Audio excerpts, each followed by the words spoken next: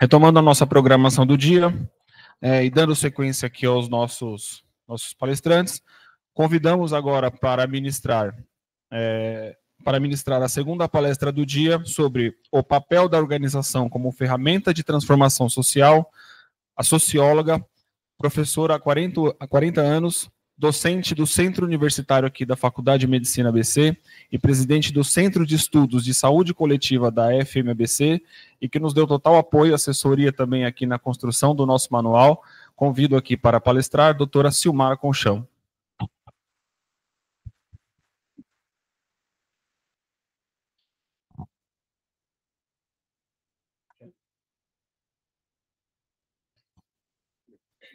Obrigada, Rafael.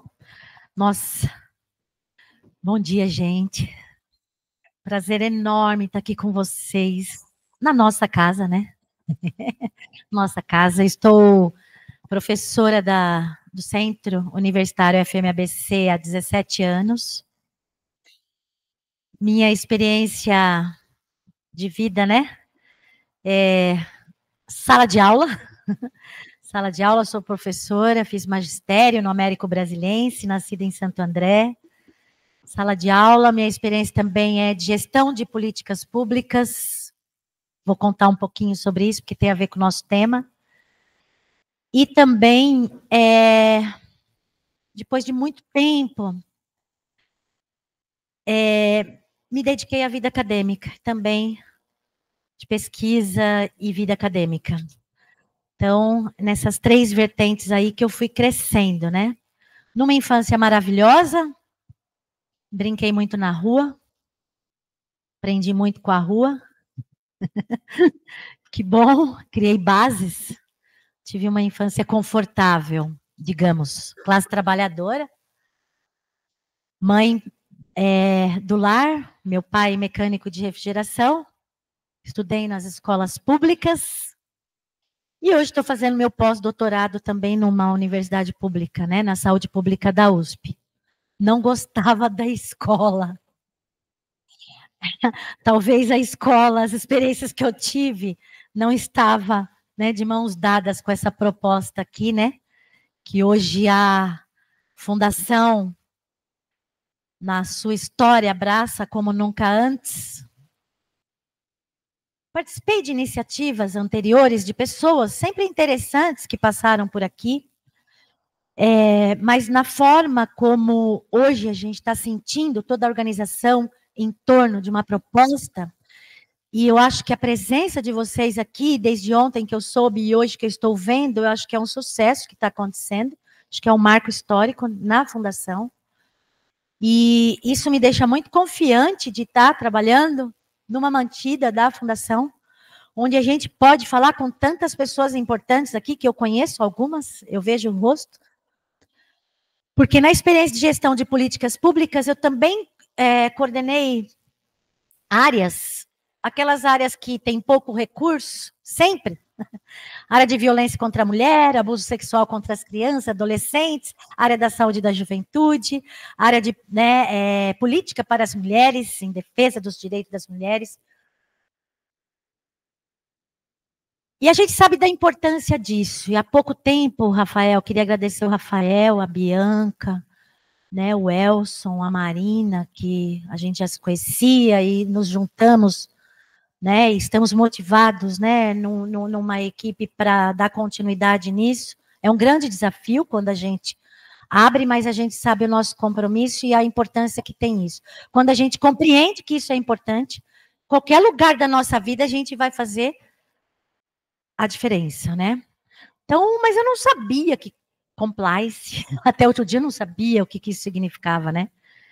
E aí depois, quando eles me chamaram, não, Sil, você tem que ir na palestra junto, vamos ter pessoas né, dos lugares onde a gente quer fortalecer as ações e a gente acredita na sua experiência. Aí eu parei e falei assim, olhei para a minha experiência. Aí eu reconheci que compliance, essa palavra, né, estadunidense, nada mais é, né, uma ferramenta de transformação social.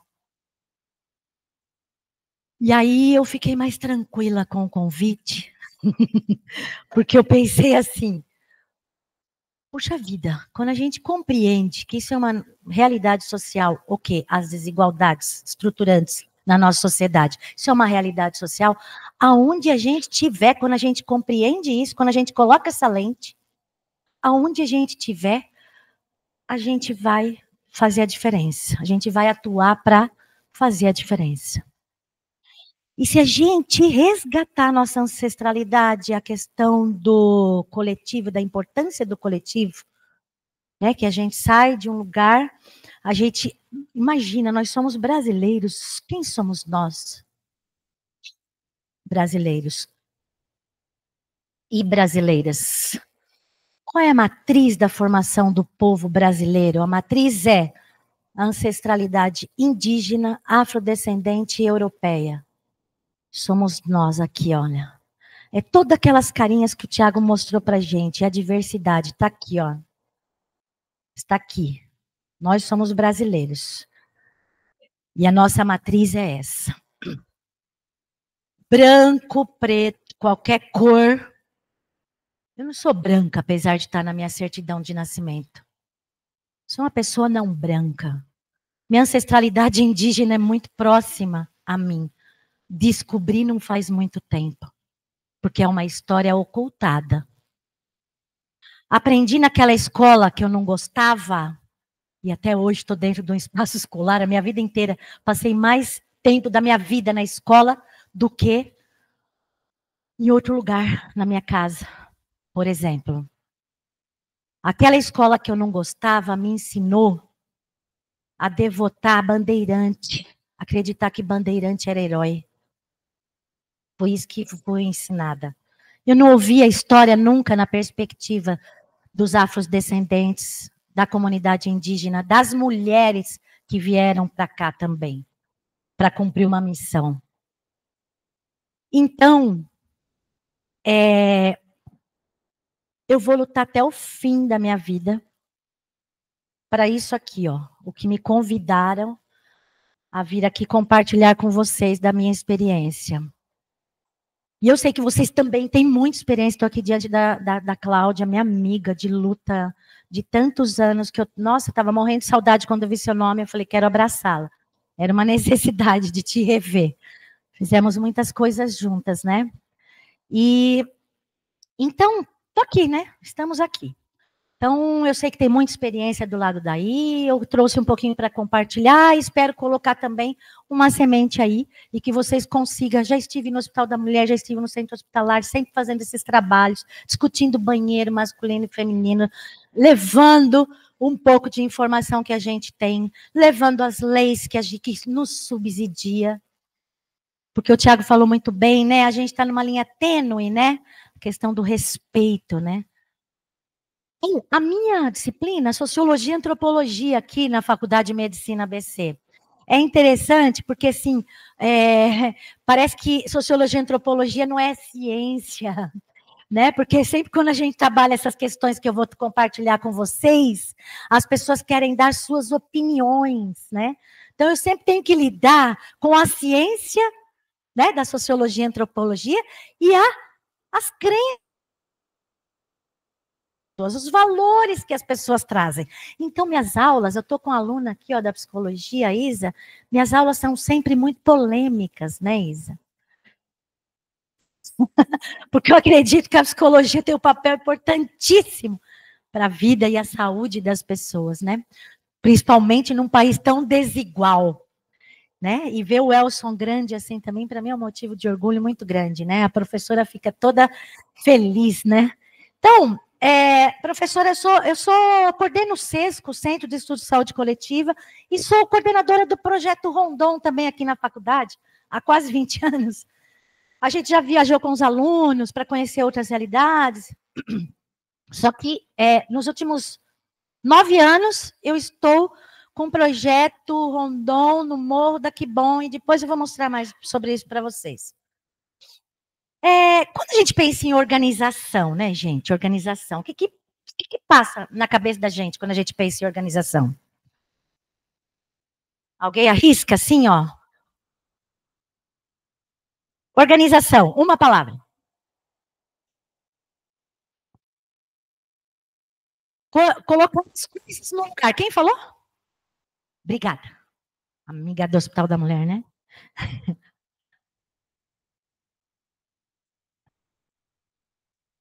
Administração das sequências. Ordem. Organização. Ordem. Tá, vamos lá. Então, a gente pode pensar. Eu trouxe os slides, mas se não der tempo, tá? Bi, você vai me avisando, tá? Eu vou até onde dá. Nós podemos considerar como exemplo empresas privadas, né? Como a Apple, a Petrobras, a gente pode considerar também organizações sem fins lucrativos, como ONGs, igrejas, igreja. A partir do momento que institucionalizou-se a religião, não sou contra a fé, a religião, fortalece as pessoas, mas a partir do momento em que se institucionalizou a religião, as igrejas, elas passaram a ser centro de negócios. E decidir política, se organizar para a manutenção de um sistema de dominação, controle dos corpos e da sociedade. A fé é importante, mas preste atenção na palavra que está sendo comungada para vocês. Preste muita atenção. Centro de Estudos de Pesquisa, como o SESCO, né? Fundações, a fundação, instituições governamentais. A gente pode falar de escolas, UBSs, né? Os hospitais, né? A gente pode falar a prefeitura, o governo do estado, o governo federal, enfim, são instituições. Grupos sociais, aquela organização que nasce de um time de futebol, que nasce de um coral, que nasce dos movimentos sociais. E aí, o que está em jogo quando falamos em organização? Apenas como gestão eficiente? Né? Acho que a Isa falou, né? Alguma coisa parecida, administração, né? Arrumação, alguém falou aqui, ordem, né? Arrumação burocrática, é só isso. Vamos, assim, eu vou convidar vocês a refletir essas diferenças, né? Entre organizar-se para adaptar-se e manter-se, ou nós vamos nos organizar para transformar. Vou contar um pouquinho, né, a história das mulheres, né, do movimento de mulheres, que às vezes, muitas vezes, é tão tratado de maneira pejorativa, né, às vezes as próprias mulheres rechaçam o movimento feminista, né, por não entender um pouco dessa história, porque isso aqui não é nada demais, isso aqui que a gente está fazendo aqui é uma troca sociológica, na verdade, né, um compartilhar sociológico, antropológico, porque aqui a gente está falando de organização social, a gente está falando de cultura, valores, né? E vamos falar também de obrigações, né? Se a gente quer caminhar cada vez mais para isso, né? E algumas questões que nós já avançamos aqui. E eu fico muito feliz, porque lançar esse manual, como eu vou repetir, é um marco histórico da gente aqui nessa manhã, né? E junto com vocês. A história de vida das mulheres, né, gente, de luta, né? A gente está falando de uma desigualdade de gênero, né? Aí a gente tem que entender que conceito é esse de gênero, né? Gênero masculino e feminino, sexo masculino e feminino, então, conceito sexo e gênero é a mesma coisa? Não é a mesma coisa. A gente está falando de gênero, a gente está falando das questões, das nossas diferenças sociais, né, de questões relacionadas às nossas diferenças sociais. Nós somos diferentes anatomicamente, fisicamente. Isso não é injusto. Isso não é injusto. Nós somos diferentes. É a nossa natureza. Agora, as nossas diferenças sociais, aí, elas são desiguais. Né? E numa cultura patriarcal, a desvantagem, né, é da mulher num lugar de inferioridade nesta organização social, e dada como algo natural, né? Até o Tiago, né, trouxe a expressão, né? Quando a gente, qual foi a frase que ele trouxe mesmo na questão da mulher, na questão de gênero? Mas essa profissão, esse trabalho, isso, obrigada. Exatamente isso. E teriam tantos outros exemplos, né? Que a gente poderia imaginar, né, sobre a questão de colocar a mulher dessa manutenção. E aí, quando a gente analisa, né, não, homem é azul e mulher é rosa mesmo, e acabou. Gente, essa expressão, ela não é inocente. Ela reforça dois polos na nossa sociedade, né? O azul versus o rosa. O masculino versus o feminino. Como se fossem seres opostos. E vou repetir, numa cultura patriarcal, nós sendo seres opostos, a relação não é tranquila, não é sadia, não é saudável para as mulheres e nem para os homens. O componente do machismo faz muito mal à saúde das mulheres e mata a cada dia 4 no Brasil. Faz muito mal à saúde dos homens porque impõe padrão de comportamento que muitas vezes não condiz com a sua realidade. Engole o choro. Engole o choro.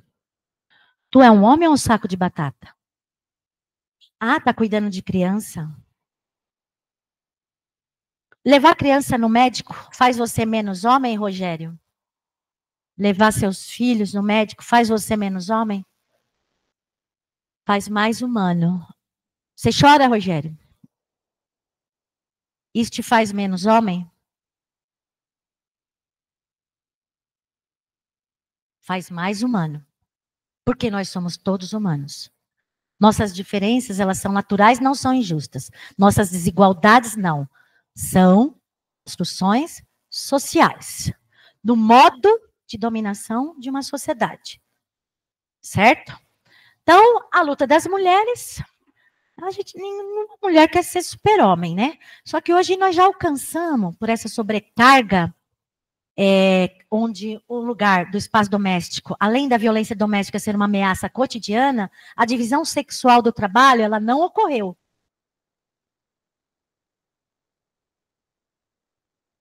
Nada, né? E estão alcançando os... Fala pouco disso. Nossas campanhas falam pouco disso. Falam bastante de violência contra a mulher, do câncer, Outubro Rosa, estamos aí, mas a gente não está falando do coração da mulher. E nós já alcançamos, já passamos em número dos homens mortos por infartos em mulheres e o coração. ABC é campeão no Brasil. Então, né, para a gente pensar. Então, aqui, olha, são várias passagens, né, da organização do movimento de mulheres aqui em Santo André, na região do Grande ABC. Nós temos uma história, né, de teimosia, de organização institucional através do movimento social, né, e conquistamos muitas ações, muitas políticas públicas que hoje a gente tem consolidada na cidade e lá no governo federal também, foi produto de luta nossa, resistência, Santo André, Grande ABC, São Paulo, de mulheres que faz parte deste elo mulher. Então, mulheres que tiveram antes de nós, mulheres que estão vindo com a gente. Nós perdemos, né, a companheira Clara Scharf, morreu, né, com 100 anos, teve uma história de vida e de luta e de participação social para transformação. E a luta da Clara sempre foi assim, nem mais nem menos para ninguém, né? Sempre igual, sempre para todo mundo. O olho dela brilhava quando ela falava que a participação era importante das mulheres, a história das mulheres era importante, que os homens... Ela foi casada com o Carlos Marighella, né? Então, eles sofreram muito no período da ditadura. E por falta de estudo, por falta de acesso à educação de qualidade, tem pessoas que acreditam e ainda disseminam um discurso que não houve tortura no período da ditadura. Por desconhecimento, por ignorância, ou por interesse também, né? De abafar, né? De abafar essa história. Porque no país que não tem a sua identidade, quando eu afirmo, nós somos originários, afrodescendentes, indígenas e europeus, nós temos ancestralidade afrodescendente, indígena e europeia, essa é a nossa matriz? Nasceu depois do descobrimento, descobrimento não, nasceu depois, né, da invasão aqui europeia, nasceu depois, somos nós. Resultado dessa mistura toda, certo? Então, a gente, e há 100 anos e pouco. Então, a gente tem uma raiz aí, né, de uma desigualdade colonialista, né, implantada na nossa história. Uma desigualdade de gênero, raça e classe. Da condição da mulher, da condição afrodescendente, da condição do pobre. Então, e a luta das mulheres nunca foi contra os homens. Sempre foi contra o sistema. Por isso que a gente tem homens aliados. Homens que, quando entende, né? Então, uma mulher que rechaça o movimento feminista, ela não tem consciência do que a gente está falando aqui. Ela não tem a consciência de gênero. O negro que vota numa pessoa que é racista, esse negro também não tem consciência racial. Pobre que vota numa pessoa que quer matá-lo, que quer explorá-lo na jornada 7x7, ele também não tem consciência de classe. Quando a gente adquire a consciência, eu não preciso ser preta para defender a igualdade entre brancos e negros. Eu não preciso ser morar lá na favela para defender a igualdade, a justiça econômica e de classe, a justiça tributária. Não preciso. Né? Então, eu gostaria, obrigada, que vocês compartilhassem assim, por exemplo, alguém daria um exemplo só, em que a organização coletiva fez a diferença na vida de alguém, comunidade, universidade ou trabalho de vocês? Alguém daria um exemplo? Vou mostrar outros exemplos. Mas eu sei que vocês devem estar imaginando algo assim. Que fez a diferença lá na sua rua, na sua família. Um exemplo. O Lar para Teresa. Comenta brevemente, Isa. No semestre passado, a gente se reuniu e, conhecendo as pessoas do Morro da Quibon, a gente teve um contato com uma senhora que ela sempre dedicou a vida dela em ajudar as pessoas, mesmo que ela não tivesse muito. E a jornada dela foi muito difícil e é muito bonito o que ela fez. E para ajudar ela, a gente se reuniu em arrecadação, em equipe, a sala, a gente se distribuiu ao máximo para conseguir o dinheiro para terminar a casinha dela, pois o sonho dela era ter a casinha dela, só que quem estava construindo era o marido dela. E ele faleceu de Covid, ela não tinha mais ninguém. Então, a gente se uniu, fez a vaquinha, fez várias movimentações em cima disso, e atualmente ela está quase terminando a casinha dela. Bom, legal, muito bem. Vocês podem colocar a roupa lá para a Teresa, está lá, a história dela está lá. É disso que a gente está falando, né? Exemplo, a gente se organizou, diante de um problema, a gente se organizou, nada mais é que o direito à moradia. A Teresa é um símbolo. Direito à moradia, a importância de uma liderança ali no local, ela é uma liderança. E a vida difícil que elas levam, as condições de vida, saúde, muito difícil. E ela quase faleceu também no período né? Para mim, ela é uma Covid longa, pós-Covid, cheia de sequelas. E que a gente acompanha pela importância que ela tem. Uma mulher numa comunidade que ajuda os animais, que ajuda as pessoas no seu entorno. Né? Então, muito obrigada, Isa, pela lembrança. Lar para a Teresa, está no Instagram lá, a historinha dela, os alunos foram brilhantes, né, nessa ação. Organização para a transformação. Historicamente, organizar sempre foi um ato político. Né? A gente pode pensar desde lá em casa, né? Quando minha mãe falava assim, Angelim, eu quero usar calça comprida. Aí ele falou assim, mas por que você quer usar calça comprida? Ela falou, nós vamos pescar, eu vou subir no caminhão com você, e de saia não é legal. Ela já negociando, minha mãe tem 82 anos, né? Ou então, Angelinha, eu vou tirar carta.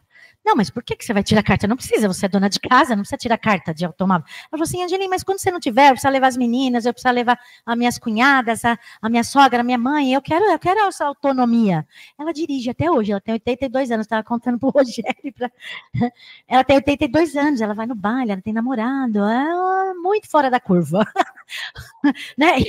Ela furou a bolha, ela não sabe, mas ela é feminista, porque ela estava furando a bolha desde a década de 60, ela já estava ali, ó, furando a bolha ali, ó. Entendeu? Ela não sabe, mas ela é feminista.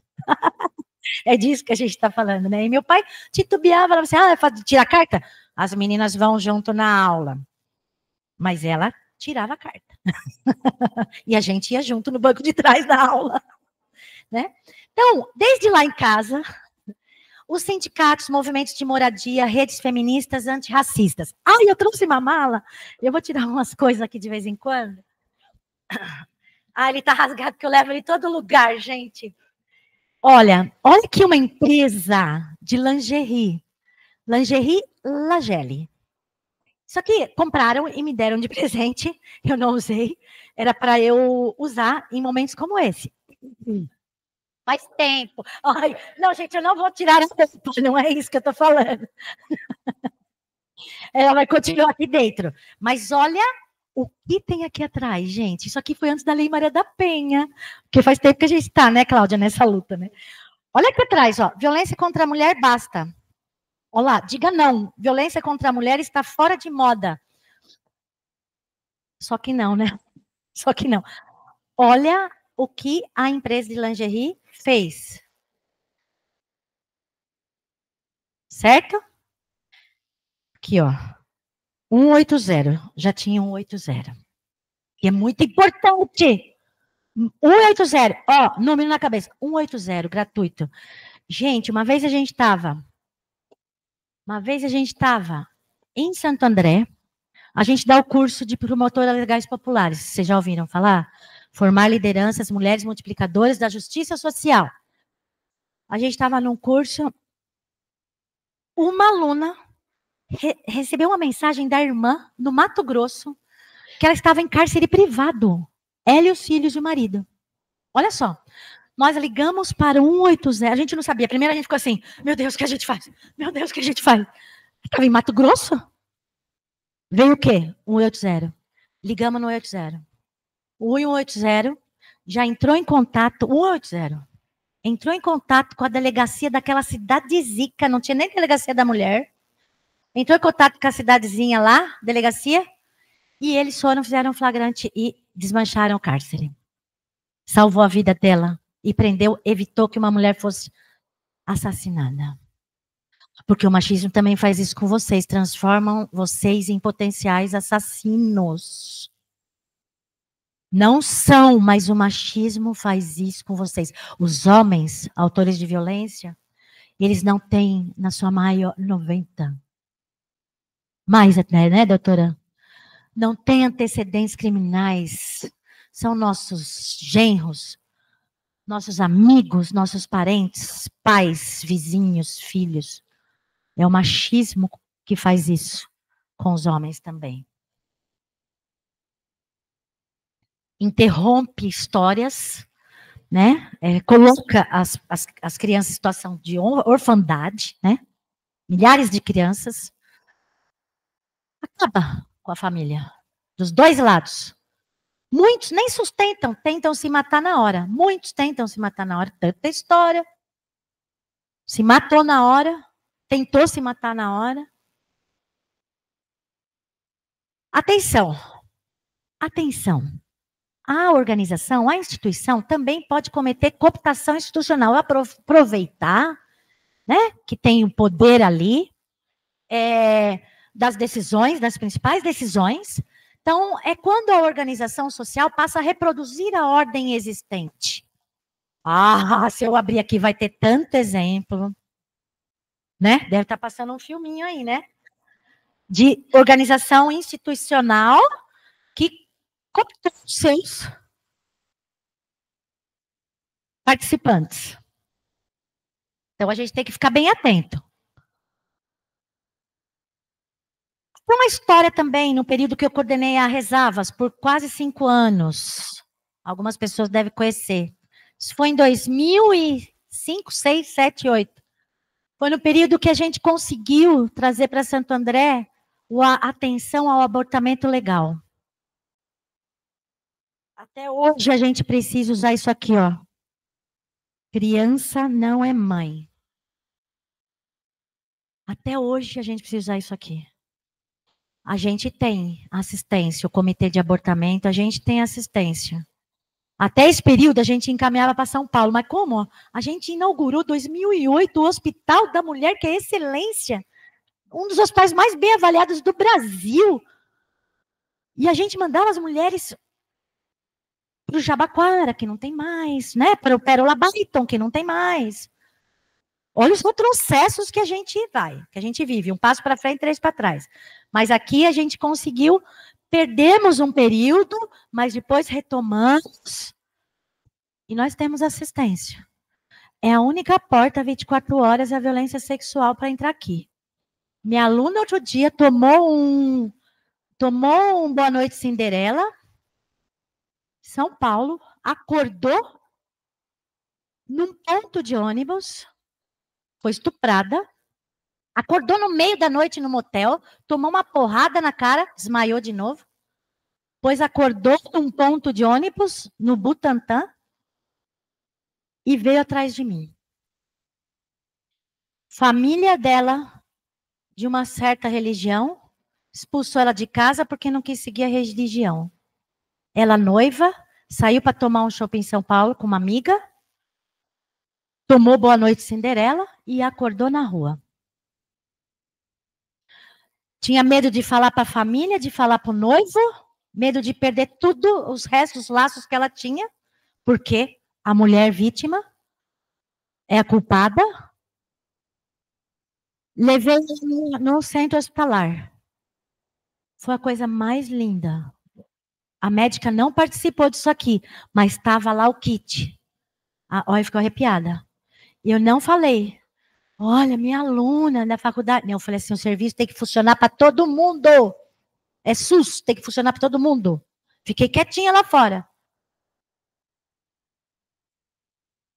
Ela foi atendida com o kit certinho, orientada nos detalhes. Mas eu fiquei muito emocionada e feliz. O trabalho que a gente faz e vai furando a bolha.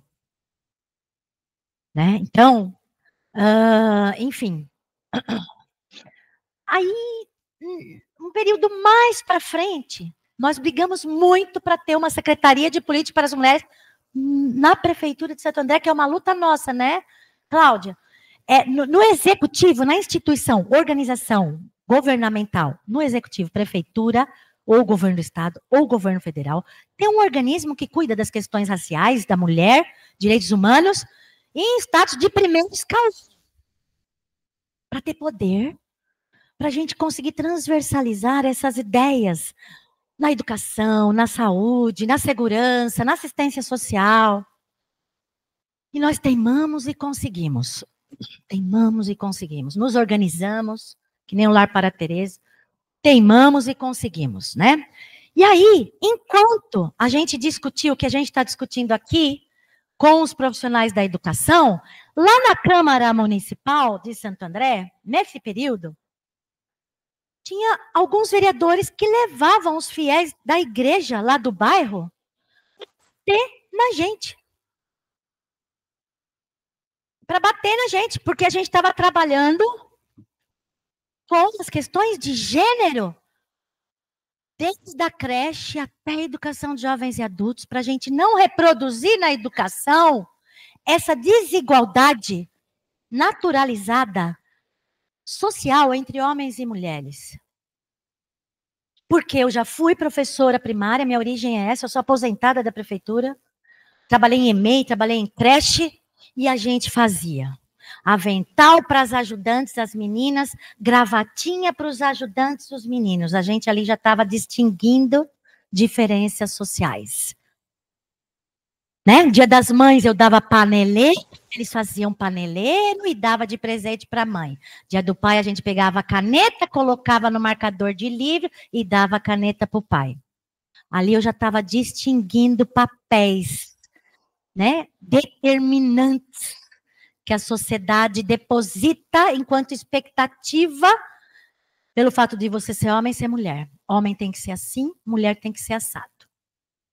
Aí vem de novo os opostos na sociedade patriarcal. Quem leva a pior são as mulheres, que são tratadas muitas vezes, a voz das mulheres não tem muito valor. São mortas por decidir sobre suas vidas. Quando eu era criança, brincava na rua, falei isso no início, meu pai falava, deixa a menina brincar. Deixa a menina brincar. Mal ele sabia que ele estava potencializando alguém que estava crescendo, decidindo sobre sua vida. Escolhendo brincar, não brincar, onde brincar. Ele estava criando uma feminista. Fazendo escolhas sobre suas vidas, desde pequenininha. E as mulheres são mortas justamente quando elas falam, chega, basta, não. Viram as costas, voltam ao trabalho, imagina, não é capaz. Só é capaz, até porque um objeto vai falar não para mim, uma coisa vai falar não para mim, porque eu sou o dono do desejo, do sonho, da história. Eu contei a história. É o meu sonho, o meu desejo. O professor outro dia, 40 anos de casado, separou. Chegou para mim e falou, Silmara, eu entrei no mercado, olhei para a prateleira e pensei, do que eu gosto? Meus filhos cresceram, casaram. Meu marido está com uma pessoa, outra pessoa. E eu fui no mercado. Era primeiro final de semana, eu sozinha em casa. E eu falei, do que eu gosto? Não sabia escolher um filme, não sabia o que comer, o que beber, nem o que fazer. Porque era tudo para o outro. E veja, né, que estuda, doutora, estudou, doutora com doutorado. Estudou. Mas a questão do gênero, né, estruturante. Então, e aí o povo ia para a Câmara e, em nome de Deus, dizia que nós éramos tudo pecadoras, que a gente é antifamília, porque estava fazendo formação de gênero. Inculcaram na cabeça dessas pessoas que a questão de gênero, ela é doutrina feminista de mulher antifamília. Não, eu sou tão família, gente, sou tão família. Mas a família, aquela família que a gente volta para casa e não tem medo de voltar para casa. Ninguém tem medo de voltar, nem angústia, nem dor de voltar para casa. Sabe de você sentar na quina da calçada e chorar e não querer voltar para casa? Ou então entrar na porta da igreja que está aberta e sentar e chorar e não querer voltar para casa porque tem medo de voltar para casa? Você criança, você adolescente, você menina, você esposa, você mãe. Dessa família que explode o corpo da mulher, das meninas, dos adolescentes também. É que a gente fala assim, né? Aí fala assim, né? Sempre tem alguém que levanta e fala, mas lá em casa não é assim, não. Mas não é essa discussão que a gente está falando, a gente está fazendo uma discussão sociológica. Pode ser que lá na sua casa está desconstruído totalmente. E eu acho maravilhoso isso. Que é um exercício que a gente faz, desconstrução o tempo todo. A gente fala assim, mas a mulher é machista. A gente reproduz o machismo. Porque é tão naturalizado, a gente reproduz. Agora, o machista, homens também reproduzem. Agora, quem é o machista? O machista real é aquele que tem consciência que essa manutenção os sustenta em situação de privilégio. Ele não quer que muda nada, ele tem consciência. Não, é isso mesmo, elas são antifamílias mesmo, vão acabar com essas feministas. E aí as mulheres vão junto, né? Vêm junto contra nós, que não tem essa consciência que a gente está trabalhando aqui. E, de novo, ninguém é melhor do que ninguém. Nem mais, nem menos para ninguém. É isso, a gente está falando de um sistema de organização, de dominação. É essa família que a gente defende. Certo? Então, fizemos todo um trabalho, né? Aí a formação, que nem a gente está fazendo aqui, olha, era uma instituição governamental trabalhando para a transformação social. Isso aqui fizemos todo o trabalho que eles organizaram aqui para nós, né? Isso aqui tudo professoras e diretoras de EMEIs e creches. Passaram por processo de formação. Ai, sabe o resultado disso? Ali no Santa Terezinha tem uma EMEI. A diretora, na época, teve uma criança com 3 anos, gente, 4 anos, que ela estava fazendo a transição. Sério, transição. Era um menino que estava fazendo a transição para a menina. E os pais tinham uma consciência, tinham um respeito ali, mas assustados. A diretora tinha passado pela formação, multiplicava a formação ali, com seus pares, até a pirueira, até a merendeira, até o segurança. Por quê? Porque se fizesse assim, ó, aquela criança voava. Que é o que a gente tem, a exclusão na escolaridade, na família, porque a sociedade faz isso aqui, ó. E aí a gente encontra com elas lá na Avenida Industrial. Não por opção, mas por sobrevivência. Vida fácil?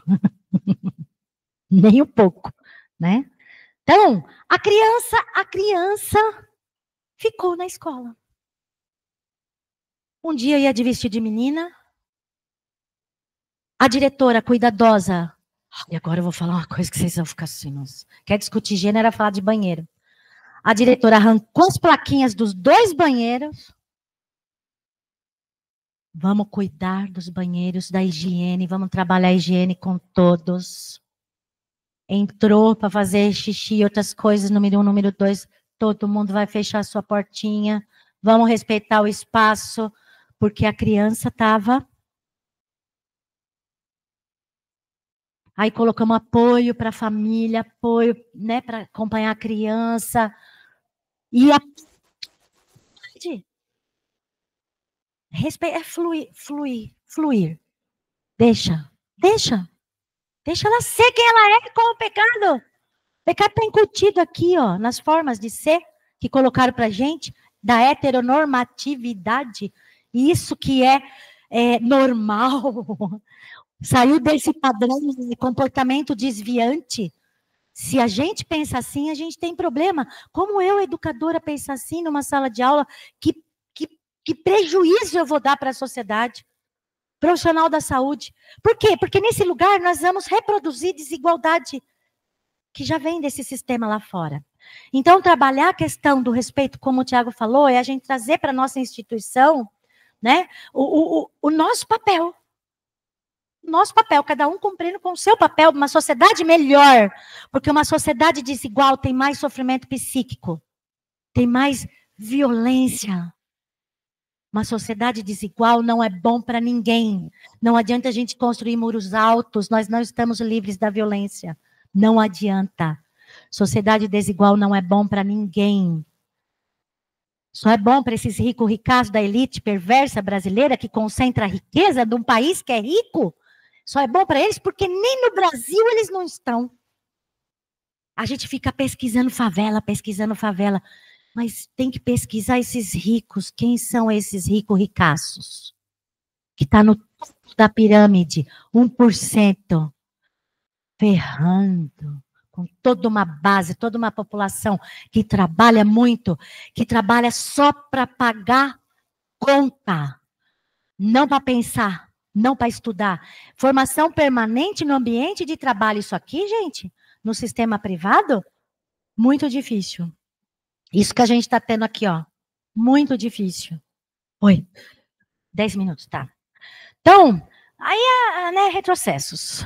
Qual das 3 sou eu? Vocês conseguem identificar?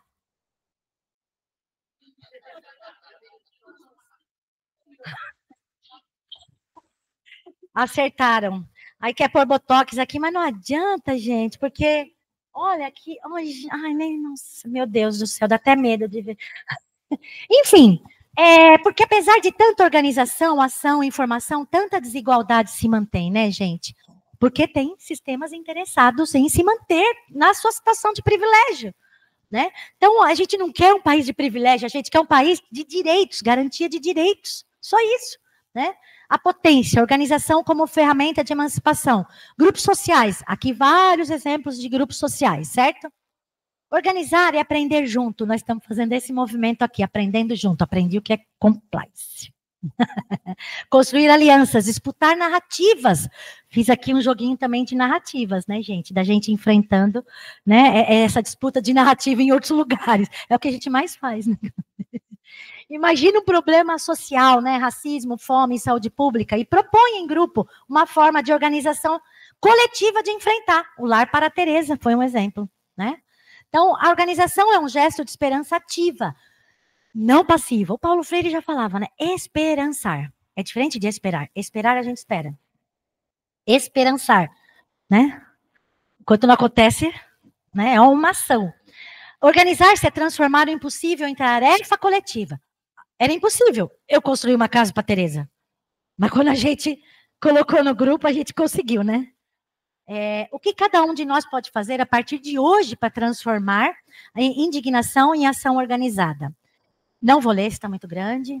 Vejam, nem toda organização ela é libertadora, né? Já falei sobre isso, a cooptação institucional. Nem toda organização ela é libertadora, né? A organização, quando está a serviço para a manutenção da ordem, que eu já falei, de dominação de gênero, raça e classe, ela não é libertadora. Há hospitais super organizados que exploram o trabalho dos seus funcionários, que excluem pessoas, né, na hora de atender. Há políticas de saúde bem estruturadas que ignoram o corpo das mulheres trans, né? O corpo negro, o corpo das pessoas pobres. Nossa, tem uma história assim, muitos anos atrás. Chegou na assistência, estava dormindo, mas estava com cheiro de álcool, pessoa em situação de rua, morreu dormindo. Porque falou, não, ele é bêbado. Deixa ele esperar, deixa ele acordar. Morreu, porque é pobre. Morreu porque é pobre. Né? Se fosse a filha do prefeito, o filho do prefeito. Não iam esperar. Iam fazer os exames. Morreu dormindo e esperando o atendimento. Aqui do lado. Por isso precisamos falar de organização crítica, aquela que se pergunta: a quem servimos quando nos organizamos? A quem estamos servindo quando a gente se organiza? Essa é uma pergunta importantíssima. Né? Então, a comunicação, o Tiago falou muito de comunicação, né? A comunicação tem um papel muito importante. Né? Então, lançar esse manual é uma ação muito importante. Né? Estudar é muito importante. A gente adquire essa consciência de gênero, raça, estudando, participando. Os alunos, né? A gente trabalha em periferia há muito tempo. Com os alunos, a gente fez inúmeros trabalhos, Paranapecaba, Parque Andreense, e sempre agora a gente está há quase 10 anos no Morro da Quibom, na favela, e eu ouço todos os dias: Pro, eu queria tanto ir na favela com vocês, mas meu pai não deixa. Aí eu falei assim, sabe o que eu falo? Convida o seu pai.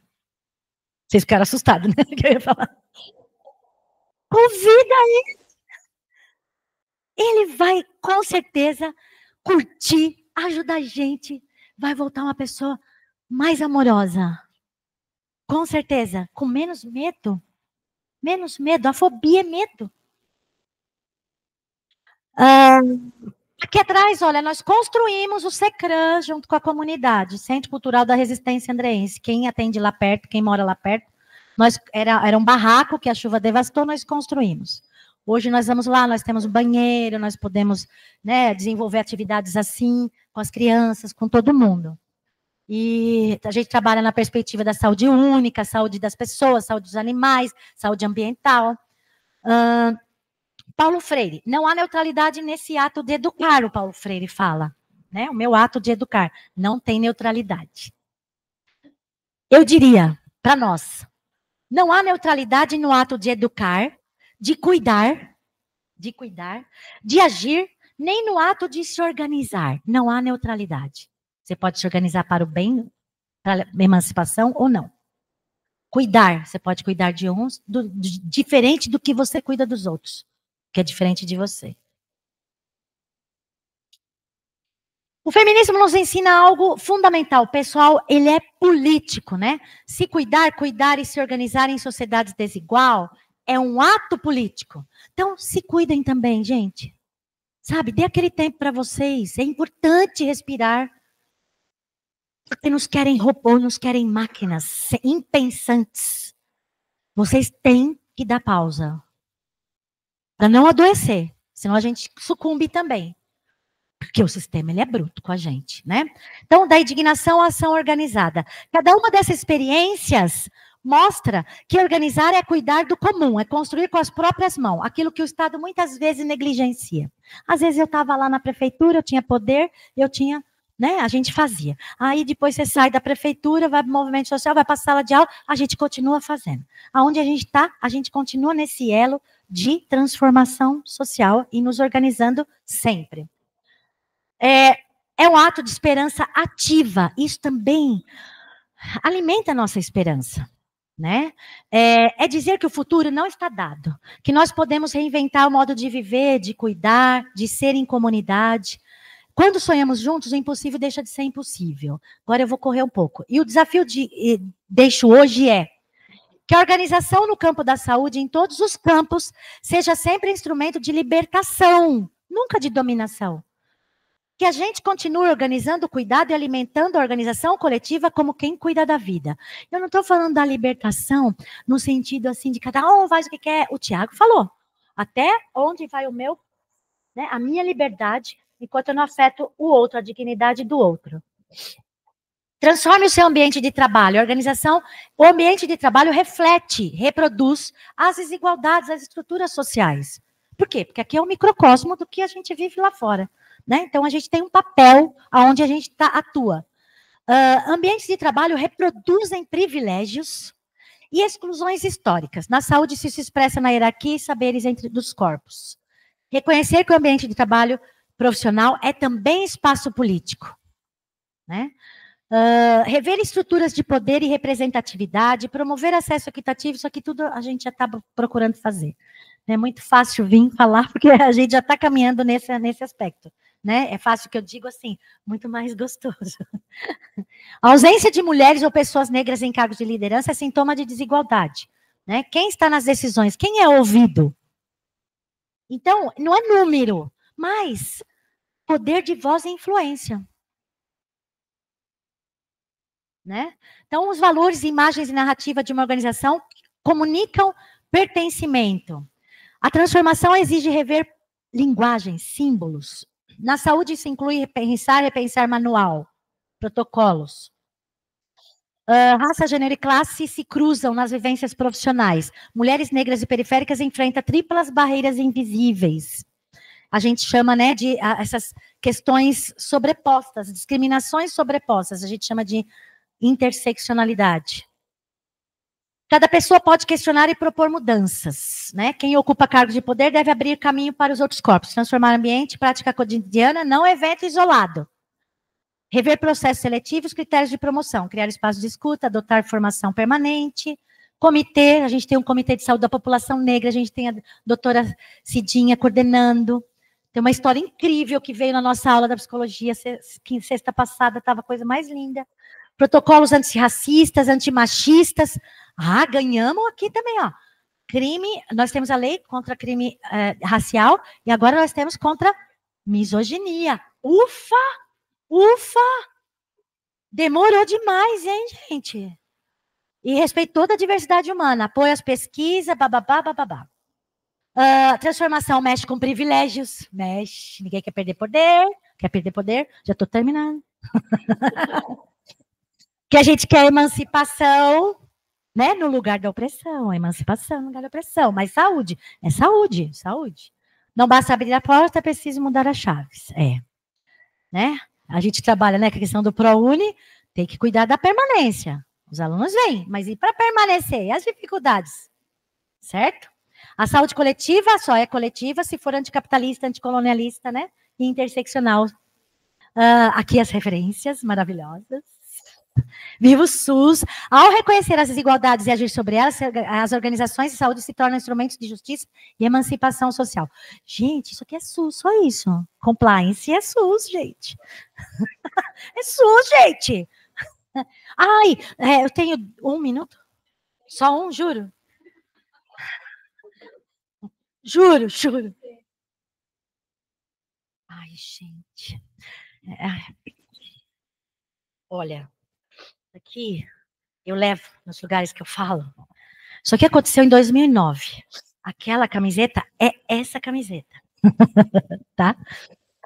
Olha o tamanho dela, né? É uma história. Deixa ele tirar a foto assim. Obrigada. Para pegar o negócio e não atrapalhar a imagem. Vou colocar aqui no... É uma história verídica de transformação social. Porque, gente, não precisa acertar. Não é uma transformação social assim que vai mudar o mundo daquela pessoa ali, a partir de casa, né? Já é um grande passo. Opa, peraí. Esse ano eu estava acampado, 2009, a gente estava acampado, eu gosto muito de acampar, né? E aí, estava chovendo, era janeiro e chovia, oba chuva. E aí, armaram uma barraquinha do lado da nossa, bem do lado, uma família, um homem, uma pessoa da terceira idade, uma esposa e 2 filhas. Só um homem e várias mulheres. E ele colocou na barraca essa camiseta assim estendida com 2 prendedores de roupa. Tipo uma bandeira, Cláudia. Tipo uma bandeira, assim, uma coisa do Corinthians, linda, maravilhosa, assim. Ele colocou essa camiseta como uma coisa de orgulho. Aí eu falei, caramba, não estou trabalhando, estou de férias. Nossa, eu não aguento mais essa coisa de gênero. Vem machismo em tudo, vem machismo em tudo. Aí eu olhei assim, meu Deus, eu de férias eu vou ter que lidar com isso. Vou no banheiro, eu vejo a camiseta. Volto do banheiro, vejo a camiseta. Vou comer, vejo a camiseta. Vou lavar a louça, vejo a camiseta. Aí eu falei assim, não, tem que fazer alguma coisa. Eu discuti com ele, não conheço, não quero gerar confusão. Bafão aqui no camping, certo? Aí, nós tivemos uma ideia, à noite, madrugada. Quando ele estivesse dormindo, a gente ia tirar a camiseta. Aí falou assim, mas vai roubar a camiseta? É feio roubar, não sei o que. Não, roubar não. Roubar não, nós vamos sequestrar. Mas ele vai achar que roubaram, porque sequestrar, né? Ele não vai saber que sequestrou. Ele falou, roubaram, nossa, minha camiseta era muito legal, roubaram a minha camiseta. Então a gente vai deixar um recado. No lugar, a gente vai deixar o recado. Aí nós escrevemos, 2009, nós escrevemos uma carta, meu querido, minha querida, porque tinha homem e mulher, né?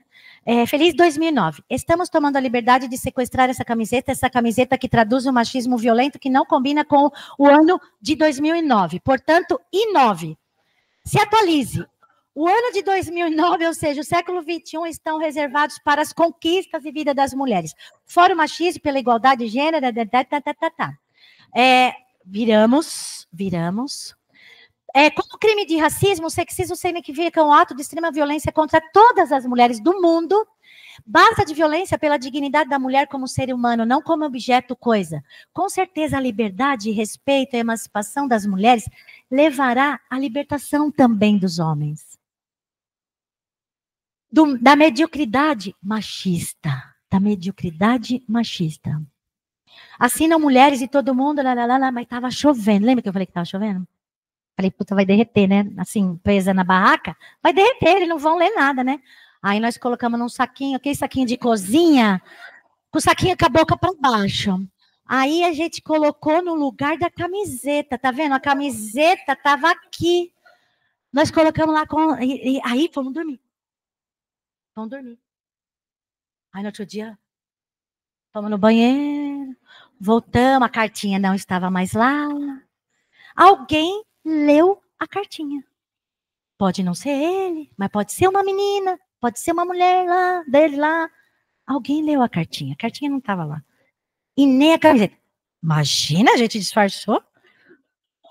E aí eu levo, viu, gente, eu trago para fazer essa brincadeira séria, muito séria, né?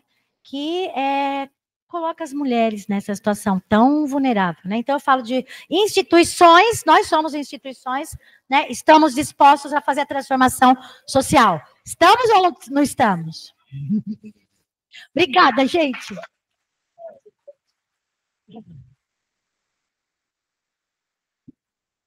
Tem mais coisa aqui, mas eu não vou mostrar, deixa para a próxima.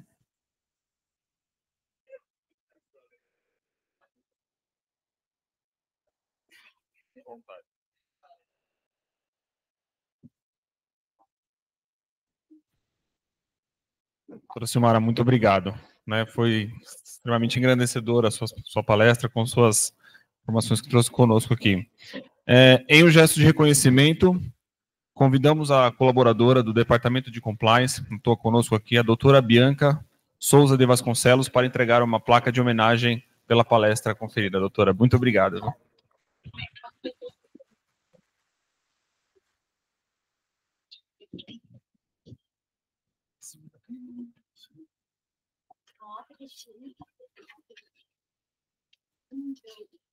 Meu Deus!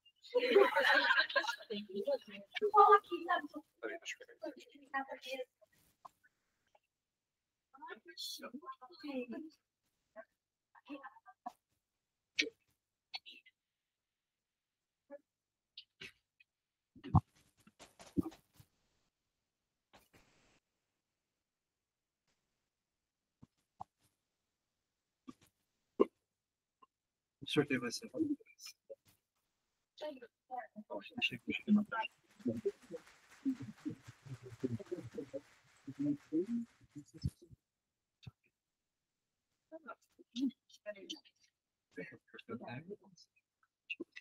Isso não é guia. É uma coisa, você vai compartilhar a tela. Bom, antes de seguirmos aqui com a nossa próxima palestrante, gostaria só de fazer uma ressalva, porque, né, que o nosso manual de diversidade e inclusão ele foi construído com o apoio de várias pessoas, né? Então acho que é importante a gente também lisonjear aqui a participação de todos. Tivemos uma contribuição de vários departamentos que eu queria aqui grandiosamente dedicar aqui os nossos agradecimentos, né? A Marina pela gestão institucional, a Daniela pela ESG, o Elson também contribuiu bastante aqui pela nossa participação, pelo departamento de ESG, a doutora Viviane pelo departamento jurídico, Vanessa, a gestão de pessoas, a Denise também, que estava aqui conosco, também pelo departamento de gestão de pessoas, professora Silmara, né, representando aqui a nossa faculdade, e o MAC, né, do SESMIT. Então, deixo meu muito obrigado aqui a todas as pessoas que fizeram parte desse comitê, né, e contribuíram para a construção desse importante documento, né, ao longo desses últimos 2, 3 meses aqui, tá bom, gente? Muito obrigado, viu? E neste momento, dando sequência à programação, convidamos para ministrar a terceira e última palestra do dia, a advogada, professora, pesquisadora de gênero, relações raciais e violência, pós-graduada em Direitos Difusos e Coletivos pela Escola Superior do Ministério Público de São Paulo, doutora Cláudia Patrícia de Luna, que abordará o tema a diversidade e inclusão com propósito do papel e da integridade na geração de valor. Doutora Cláudia, muito obrigado pela sua presença. Bom dia a todas as pessoas presentes. Eu quero agradecer novamente a oportunidade de estar aqui e de parabenizá-los, porque eu estive, foi ano passado, ou foi ano passado? Isso, na Semana de Diversidade, eu vejo o quanto houve mudanças aqui. Não mudança é tirar de um lado e colocar no outro, é transformação, que é mais estrutural, não é? Então, eu quero parabenizar aqui a vocês por isso. E agradecer pelo verdadeiro presente para nós em Iorubá, eu que sou uma mulher negra, um verdadeiro abaiomi. Incluam essa nas suas ferramentas de compliance. Significa encontro precioso, presente precioso, de encontrar a minha grande mestra, a querida Silmara Conchão. E dizer que a camiseta de Silmara e o sutiã de Silmara constituem verdadeiras ferramentas de compliance. E hoje a parte que me cabe nesse latifúndio é justamente falar sobre diversidade e inclusão enquanto propósito e, ao mesmo tempo, falar de compliance enquanto geração de valor, não é? Então, primeiro, enquanto vocês estão esperando um PowerPoint, eu gostaria de dizer que o PowerPoint sou eu. Tá bom? Então, tem um PowerPoint aqui, mas é isso. Então, o que é esse tal de compliance antidiscriminatório? Que é extremamente oportuno falar sobre esse compliance antidiscriminatório, principalmente porque nós estamos em novembro, é o mês da consciência negra, não é? Aí vem aquele monte de postagens nas redes sociais falando que é a consciência humana, aí colocam o Morgan Freeman, aquela coisa toda, e aí a gente que é pessoa negra, preta, acha o mês da conivência negra, não é? Todo mundo lembra de convidar pessoas negras, especialmente em novembro e em julho, para falar de coisas relativas à nossa existência, como se nós apenas fôssemos pessoas negras 2 vezes por ano, em julho, que é marcado como o Dia da Mulher Negra Afro-Latina e Caribenha, e em novembro. Mas nós somos pessoas negras 365 dias por ano. E por isso que é importante falar sobre questões relativas à negritude, a questões relativas a um tema que ninguém gosta de falar, que é o racismo, preconceito e discriminação a todo tempo, porque isso atravessa não só a minha vida ou a vida da minha amiga ali, diva, linda, de trança, assim como eu, sempre, não é? Atravessa a todo tempo as nossas vidas. E Silmara trouxe muita coisa. Eu sei que eu fico assim, eu nem sei o que eu vou falar depois do que o Silmara falou. Terei que fazer aqui várias acrobacias, porque Silmara e Tiago já abriram assim vários caminhos que facilitam muito o meu término aqui com vocês. Bom, então, Silmara e Tiago também trouxeram. Obrigada, gente. E assim, agora vocês vão ver o TDAH em ação. Sabe? O slide 100 está passando, eu estou no slide 1. Então, por isso que eu digo que o PowerPoint mais eficaz sou eu mesma. Que a verdadeira ferramenta de compliance antidiscriminatório está aqui ao vivo e com muitas cores. Né? Então, vamos trabalhar hoje um pouco sobre diversidade e inclusão com propósito, o papel da integridade na geração de valor. Por que Tiago e Silmara trouxeram como esse sistema se estrutura? E Silmara trouxe um dado extremamente relevante, que é o modo bandeirante de ser. Aqui em São Paulo, eu digo que nós sofremos do fetiche bandeirante. Nós temos um sistema de ensino bandeirante, um judiciário bandeirante, um legislativo que se orgulha de ser bandeirante, mas qual é a simbologia do ser bandeirante e o quanto isso impacta nas organizações, não só nas organizações públicas, mas também nas organizações sociais, nas organizações empresariais em que nós temos. Nós sabemos que a figura do bandeirante, no período da colonização das Américas, sobretudo aqui no Brasil, ele veio com uma missão muito bem dada. Qual era a missão? Não só a de expandir as novas terras recém-descobertas, entre aspas, mas também ele trouxe uma outra simbologia.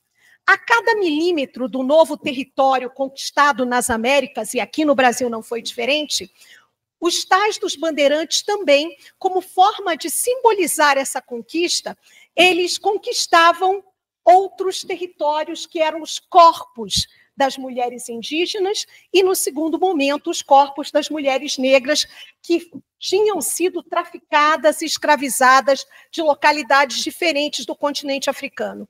E como é que eles faziam isso? Através de uma prática chamada estupro colonial. Então, os bandeirantes, eles inauguraram a cultura da violência e da discriminação no território chamado América Latina. E aí, também fizeram isso com as mulheres indígenas, com as mulheres negras, e aí Quem esteve na Semana da Diversidade do ano passado vai lembrar que eu falei de Chica Manicongo, que foi a primeira mulher travesti negra, que também foi uma mulher vítima desse sistema bandeirante de poder, que esteve também, foi uma das vítimas da Inquisição, não é, que levava corpos dissidentes e diferentes e que fugiam um determinado padrão para a fogueira, para a morte.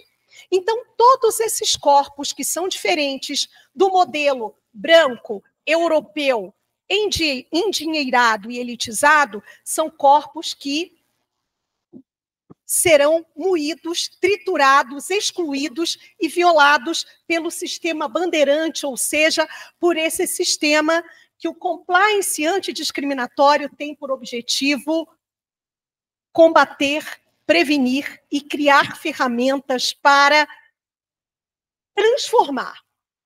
Então, por que numa grande organização, numa grande empresa, as vítimas preferenciais das violências no trabalho, como assédio moral e assédio sexual, são sempre mulheres, pessoas negras, pessoas LGBTQIAPN+, porque são justamente, se nós fizermos aqui uma leitura, de acordo com a sempre sábia, oportuna filosofia africana, que tem como um dos seus mitos, não é? Um dos seus símbolos, o Adinkra Sankofa, representado por aquele pássaro que tem o corpo no centro, no presente, a cabeça voltada para trás, representando o passado, e os pés para o futuro, significa que a gente precisa conhecer o passado para compreender o presente e transformar o futuro, pensando em novas métricas, em novos caminhos para o futuro. Quando nós olhamos para o nosso passado e entendemos que, enquanto território latino-americano, enquanto território e Estado brasileiro, nós nascemos sobre o signo da naturalização das violências em relação a esses corpos negros, indígenas, LGBTQIAP+, de mulheres, corpos que são diferentes do padrão branco, cis-hétero e elitizado, todo corpo diferente desse é um corpo alvo da violência, é um corpo alvo dos assédios sexual, moral, é um corpo alvo da naturalização de tudo o que pode ser permitido para ser realizado em relação àquele corpo. E aí eu dou um exemplo para vocês. Nessas andanças, trabalhando aí com compliance, diversidade, inclusão e ESG nas empresas, aqui em São Paulo, eu acho que o pessoal não acredita muito, aí o pessoal chama a gente que é aqui de São Paulo para trabalhar no Nordeste. E aí, numa das empresas para a qual eu presto assessoria, na verdade, um grande grupo hospitalar, aconteceu a seguinte coisa. Tínhamos uma gestante, parturiente, que assim como nós, mulher negra, que adora tranças, o segredo de usar tranças é que a gente dorme musa e acorda diva, todo dia. E o tempo, para nós, é assim, uma coisa que a gente otimiza muito. Então, a gente já se sente maravilhosa o tempo todo, com tranças a gente fica definitivamente maravilhosa, esplêndida. E aí, essa parturiente fez as tranças, não é? E esse negócio não é barato, é caro, a gente deixa um rim lá, não é verdade? E aí foi ela toda sensacional para ter o seu filho, para parir. E aí chegou lá no hospital, esse hospital, onde eu presto assessoria. O que aconteceu? Ela foi com uma trança, tipo a minha, uma trança volumosa, chegou lá na sala de parto, o médico chegou. Não pode ter isso não. Falou para a enfermeira, resolve isso aqui. Resolve logo. O que a enfermeira veio, a pedido do médico, pegou, cortou as tranças da parturiente. Então, o que era para ser um momento de felicidade, virou um momento de verdadeira decepção, dor, tragédia, que marcou a vida dela. E eis que este caso é trazido para esta pessoa. Aí, vê o que a senhora consegue fazer. Eu falei, olha, gente, sendo muito sincera com vocês, posso falar um português bem coloquial para vocês? Deu ruim. Mas tal, não sei o que. Eu falei, olha, E eu vou falar uma coisa para vocês, eu nem vou poder atuar nesse caso por um simples detalhe. A cliente já me contratou. Aí vai dar mais ruim ainda para vocês. E aí, o que aconteceu? Não pude atuar nesse caso, obviamente, já estava com a cliente, e aí, chegando lá, o pessoal do hospital contratou uma advocacia de São Paulo. E aí, se eu desse bom dia para o pessoal da advocacia, o pessoal já dizia, não tem acordo, doutora. Como o senhor está? Não tem acordo, doutora. Falei, sensacional isso. Então tá, não tinha acordo, voltamos.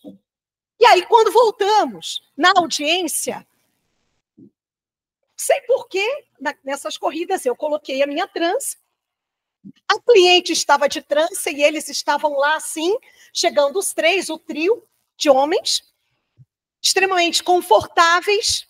Agora a gente vai destruir, vai ganhar. Tá bom, e a gente trouxe todos os argumentos relativos às questões antirracistas, sobre o significado do cabelo, das tranças, tem todo um significado, esse penteado de ancestralidade, enfim, tudo.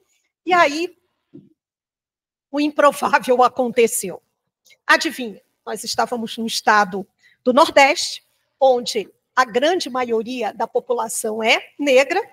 Quem entra e senta à mesa, uma juíza negra aí de tranças. E aí, a juíza sentou, eu só olhei para a minha cliente, a juíza não falou nada, nem sei o que ela dizia.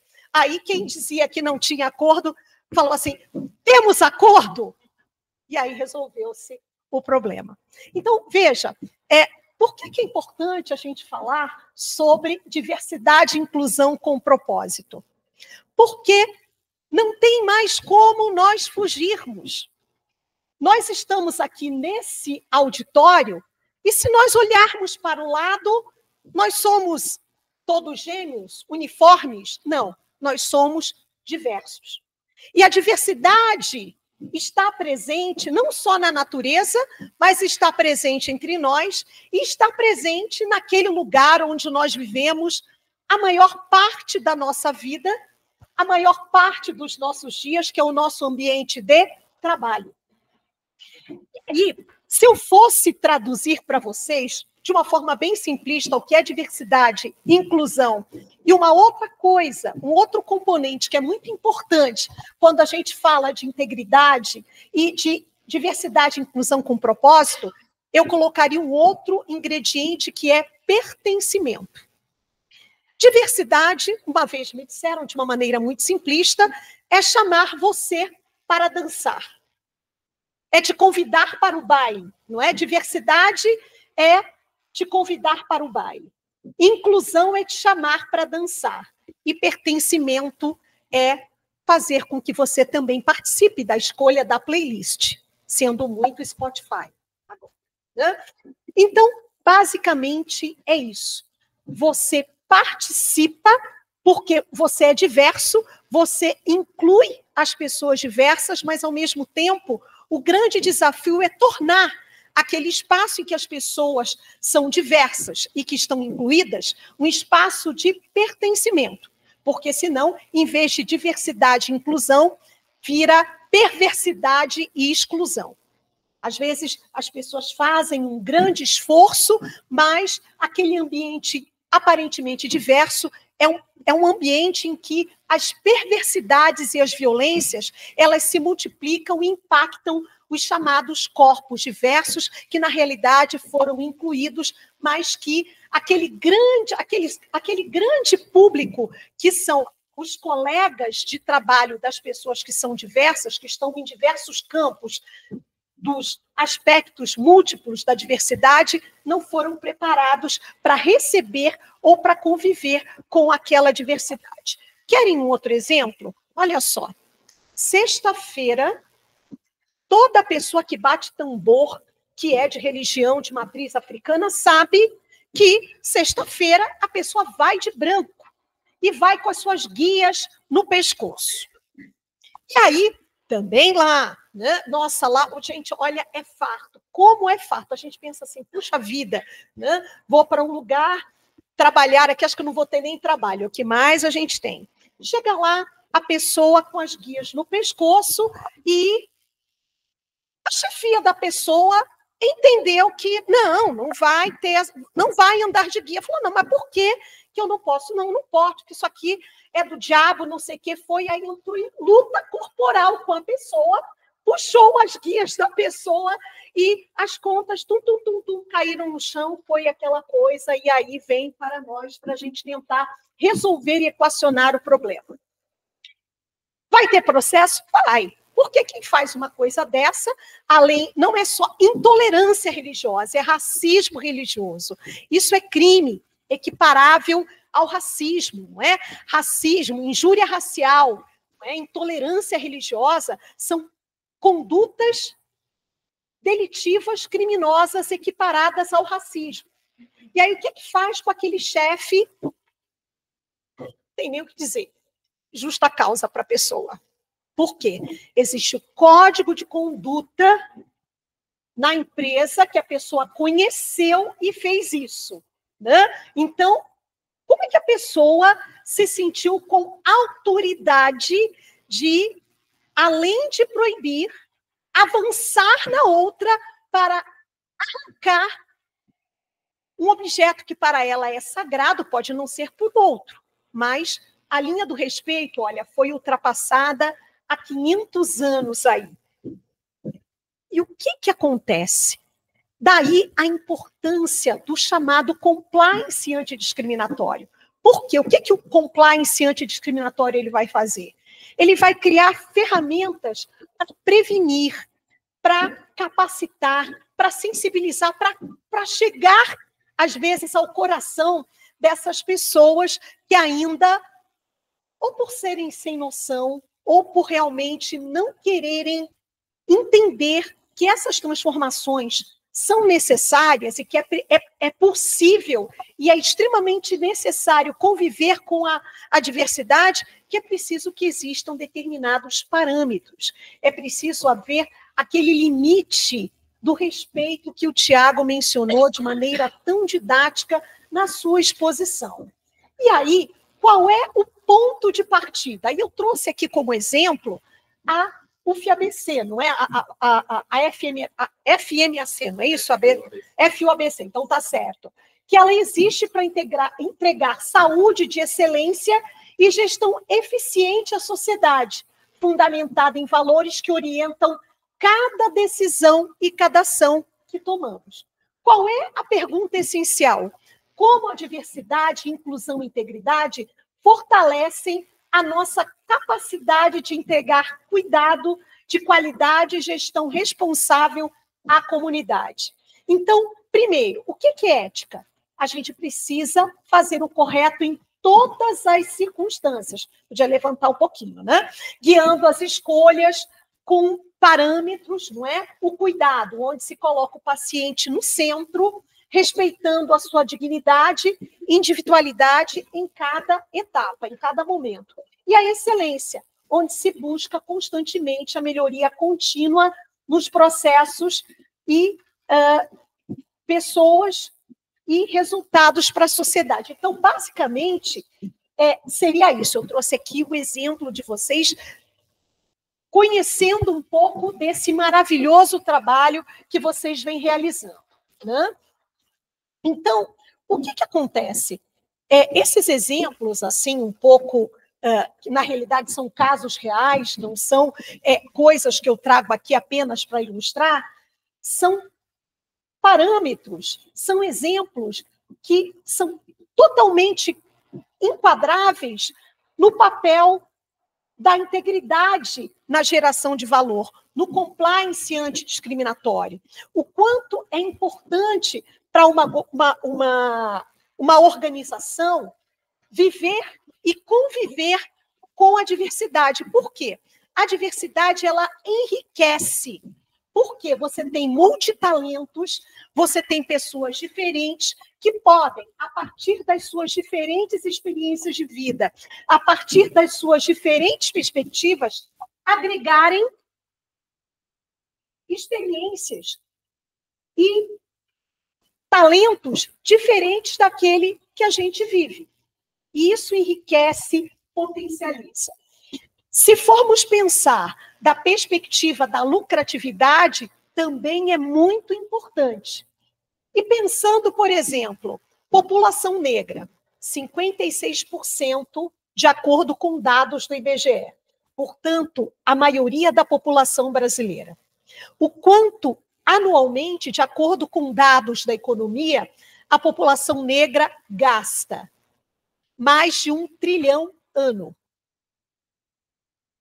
Então, se a gente ainda tem algum problema com a questão de resistência, eu costumo dizer, pensem na questão da lucratividade, a questão absurda do capital. Mas, por vezes, para quem é muito resistente, a gente precisa falar na questão do capital. Mas não é só da perspectiva da lucratividade. É também importante nós termos representatividade dessas pessoas que são diversas, que representam esses segmentos que não são minorias, são segmentos que, na verdade, têm acesso minorizado a direitos. Como é que você pode dizer que população negra é minoria no Brasil se é 56%? É maioria nos Estados Unidos, em que é 1% e pouquinho. Aqui nós somos 56%. Então, são grupos que possuem acesso minorizado a direitos e a oportunidades. Isso sim. E se esses grupos, eles, historicamente, da perspectiva jurídica, sociológica, cultural, eles possuem um acesso minorizado a direitos e oportunidades, cabe à organização, enquanto sintonizada e, sobretudo, utilizando as ferramentas de compliance antidiscriminatórios, pensar nessa diversidade ocupando outros espaços que não apenas os espaços considerados naturais ou de subalternidade. Vou aqui, obviamente, pensando na diversidade étnico-racial, pensar em como nós falamos em compliance antidiscriminatório, vamos olhar para os nossos setores, para os nossos departamentos, quantas pessoas negras ocupam cargo de gerência, de liderança, não vale a liderança de quem é ajudante geral ou do pessoal do encarregado da limpeza. Quem são os diretores, quem são os gerentes, quem são os supervisores negros, negras, que integram essas diversidades nos seus departamentos? Aí a gente fica, nossa, e começa cri. Que compliance antidiscriminatório é esse que eu estou implantando na minha organização?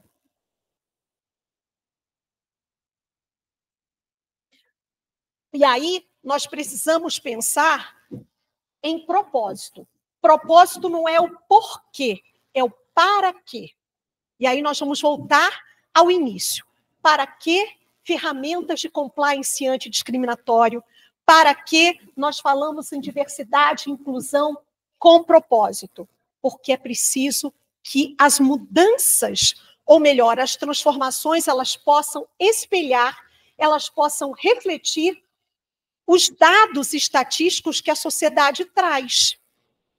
Não é mais possível nós pensarmos um Brasil em que 56% da população é negra e a gente veja nenhuma ministra no Supremo Tribunal Federal em 134 anos, quase 135, não, quer dizer, só tenha uma ministra mulher até agora, já existiram 3 até o momento, e em 135 anos nenhuma mulher negra. E aí não adianta dar desculpa, as mulheres negras, juristas não sabem falar, falam problema, mentira. Elas não têm capacidade, mais mentira ainda. Se isso não é racismo, é o quê? É o combo.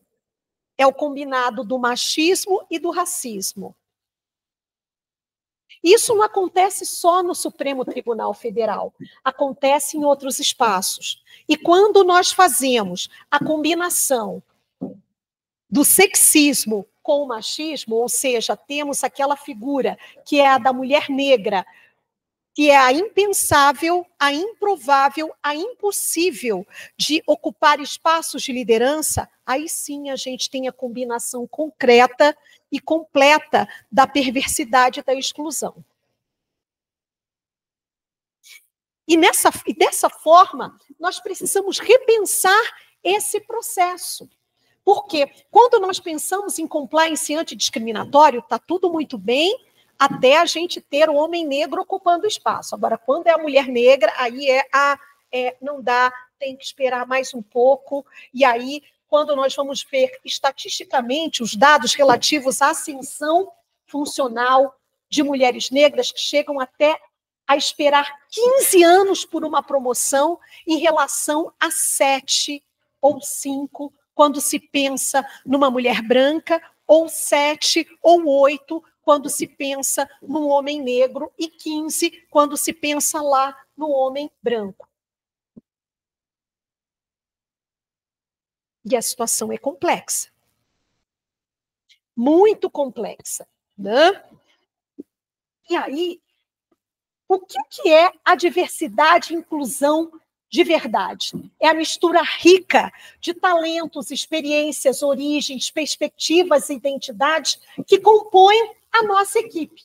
Então, diversidade é ter pessoas diferentes na sala, de diferentes origens étnicas e culturais, variadas trajetórias profissionais, múltiplas gerações convivendo, ou seja, a troca intergeracional, identidades de gênero e orientações diversas. E a inclusão é fazer essa mistura funcionar de verdade.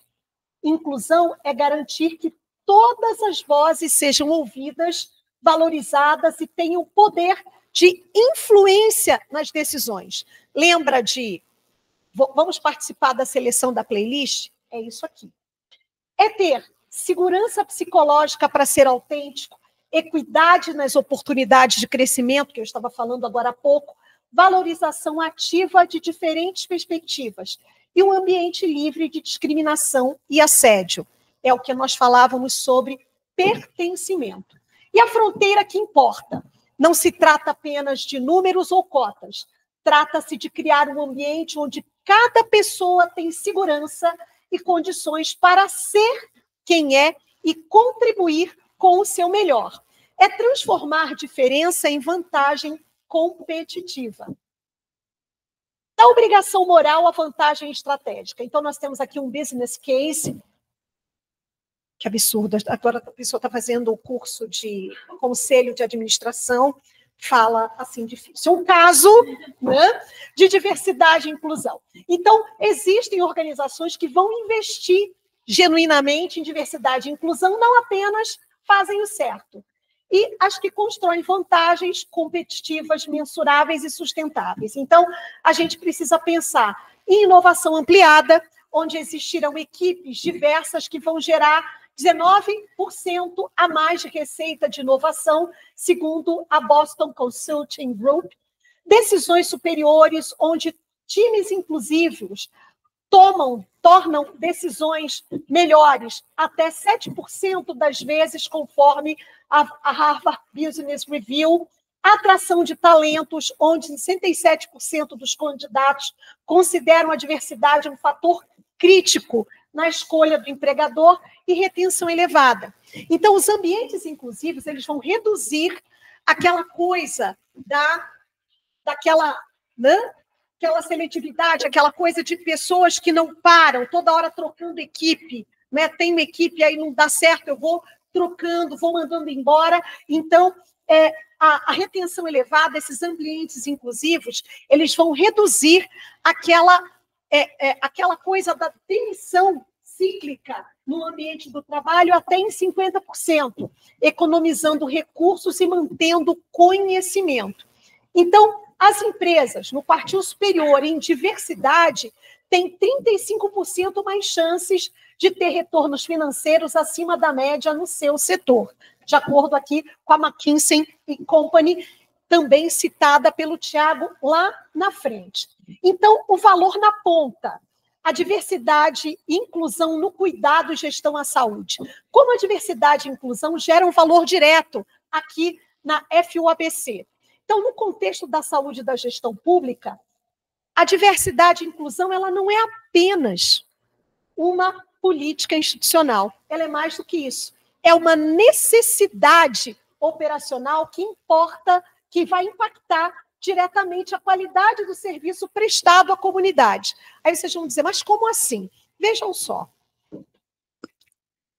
Nas unidades, nas OS, quando você tem pessoas na equipe de saúde que são similares à população que atende, eu estou numa determinada comunidade onde existem muitas pessoas migrantes bolivianas. Você ter médicos, equipes de saúde que estejam ali atendendo vai ser muito interessante, porque, além de você ter um impacto na organização, você vai ter um impacto no serviço, porque a representatividade da pessoa que está ali atendendo também vai impactar o usuário, que vai se ver, vai se reconhecer naquela pessoa que o atende, que está sendo atendida, porque conhece as suas demandas.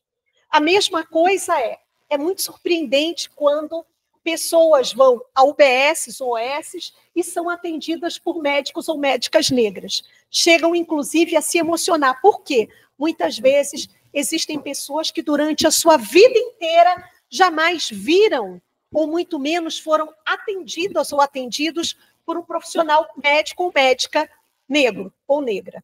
E isso também traz um impacto muito grande, não só para dentro, mas também para fora, quando se pensa no público atendido. Deixa eu correr aqui, porque eu sei que vocês já estão vendo assim vários olhares de desejo, não por mim, mas pela comida do almoço, né? Já estou percebendo. Então, a integridade é o pré-requisito da inclusão. A gente costuma dizer que a integridade é tudo aquilo que eu faço quando ninguém está vendo.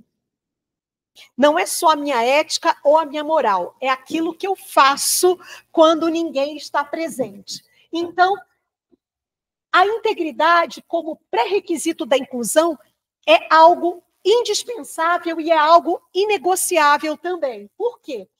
É fazer, justamente para que a gente possa pensar que sem integridade não há inclusão genuína. Por que a gente coloca isso aqui? Porque a integridade é o pré-requisito da inclusão. Porque existem organizações que estão fazendo DI apenas para inglês ver. Coloca uma pessoa negra, olha, a gente está fazendo inclusão racial, uma. Isso não é inclusão, isso é passar vergonha ao vivo e a cores. Se chama tokenização. Não façam isso. E a gente tem política de LGBTQIAP+. Coloca uma pessoa trans, só que quando você vai ver na realidade, a pessoa trans passa um rosário de violências porque não consegue nem usar o banheiro da corporação. Passa mal e tal. Outro dia nós recebemos um caso desse. Fazemos diversidade e inclusão.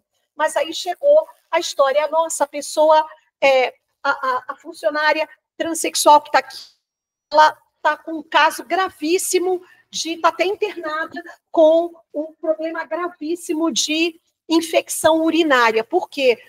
Porque ela não podia ir ao banheiro. Falei, como não podia ir ao banheiro? Não, ela quando ia ao banheiro, ela ia no banheiro do botequim da esquina, porque aqui dentro tinham problemas. Que diversidade é essa que vocês estão fazendo, minha gente? Não, é que a gente faz, mas sabe como é? Eu falei, não sabe como é. Isso é falta de integridade. É preciso rever os pilares desse compliance antidiscriminatório de vocês, porque, na verdade, não existe. Para tudo e vamos refazer. Ou faz ou não faz, não é? Então, a minha sinceridade é algo assim um pouco calamitoso, então não dá para a gente dourar muito a pílula, é preciso que a gente dialogue, mas a gente precisa falar, não é? E aí, porque senão depois vem o problema maior, vem aí as multas, vem aí as fiscalizações do Ministério Público do Trabalho, e a pessoa não sabe por que não avisou. Não, resolve agora. um dos pilares do compliance antidiscriminatório é justamente a prevenção. Não deixa a coisa acontecer, resolva antes, não é? Então, essa é a grande questão. E aí, onde a integridade falha, a diversidade e a inclusão é atacada. A raiz do problema, desvios éticos que destroem a inclusão. Eu acabei de dar o exemplo. Uma coisa é você realmente vestir a camisa, agir com integridade. Outra coisa é agir na mera retórica, apenas com base no discurso. E aí, quando a gente não tem a integridade, acontecem esses problemas aqui, olha. Quando esses sistemas de integridade e compliance falham, a diversidade e a inclusão são as primeiras vítimas. E aí é preciso compreender que esses riscos eles se materializam dessa forma, através do assédio e da discriminação, né?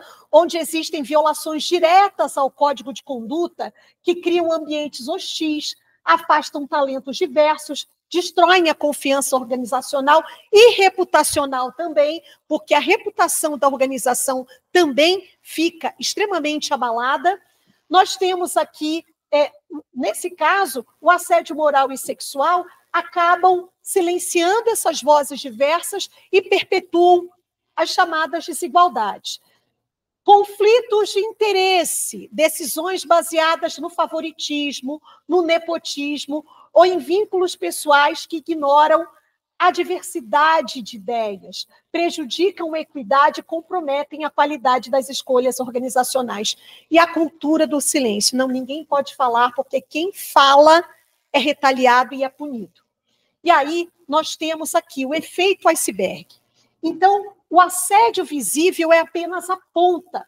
Abaixo da superfície, dessa superfície, está uma cultura organizacional permissiva, processos falhos, falhas de investigação, falta de consequência e reais, falta de consequência, inclusive, para esses comportamentos inadequados. O canal de denúncia enquanto ferramenta de inclusão. Por isso que é extremamente importante que o sistema de compliance possa oferecer um caminho seguro para que esses problemas possam ser informados, reportados sem medo. E o canal de denúncia ele tem uma importância tamanha porque ele acaba se consolidando como verdadeiro guardião, né, da inclusão, porque protege colaboradoras e colaboradores de retaliação e garante que essas vozes de minorias e grupos vulneráveis sejam ouvidos e levadas a sério. Então, nesse canal de denúncia, é importante que se tenha denúncia anônima e segura, uma investigação parcial e uma ação corretiva. Não adianta eu só recepcionar a denúncia, acolher a pessoa que sofre, sem que eu tenha aqui uma ação corretiva, uma consequência à causa que foi trazida, não é, a essa atitude discriminatória cometida pela pessoa que causou. Qual o legado que se construiu aqui na FUABC? Então, é esse compromisso diário. E eu fico aqui muito feliz e muito grata, e também, posso dizer, muito orgulhosa com os passos que vocês têm dado no sentido de construir ou de tentar transformar essa cultura organizacional. Não é fácil, é desafiador, mas é justamente nesse desafio que reside o que a gente chama de o círculo virtuoso da alta performance, o que a gente chama de geração de valor. Então, quando a equipe que confia que a FUABC fará o que é correto, porque age com integridade, ela se sente segura para ser diversa e autêntica. Essa inclusão genuína, ela libera criatividade, compromisso e excelência, gerando valor superior para os pacientes e para toda a sociedade. Então, é importante, a partir disso, construir um legado de ética, de respeito e de alta performance. E como a gente faz isso? Gerando valor, acreditando que toda pessoa, na sua diversidade, é um grande valor humano. Então, eu quero terminar aqui com um vídeo que é o ideal do que se deseja, do que se quer, tá? Para que a gente um dia possa caminhar para esse patamar, para esse lugar. E é por isso e para isso que o compliance antidiscriminatório, diversidade e inclusão com propósito e um compliance antidiscriminatório que gere valor, ele existe, tá bom? Então, só para terminar, uma frase, obviamente, de Frida Kahlo. Não quero que penses como eu, apenas que pensem. Muito obrigada.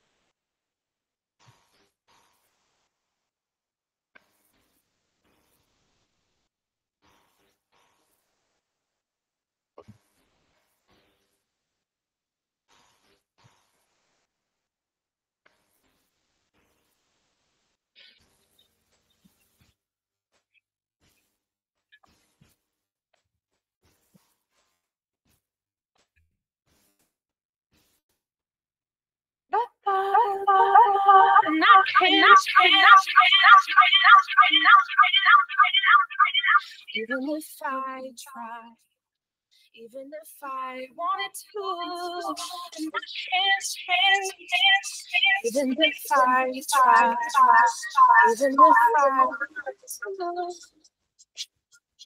my love, she keeps me, she keeps me, she keeps me.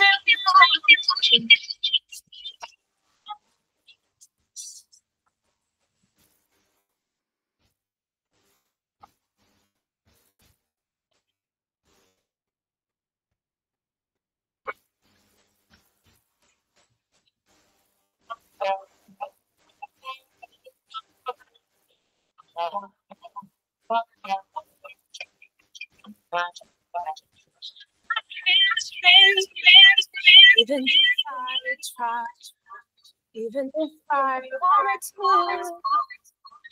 my love, she keeps me on, she keeps me on, she keeps me on, she keeps me on.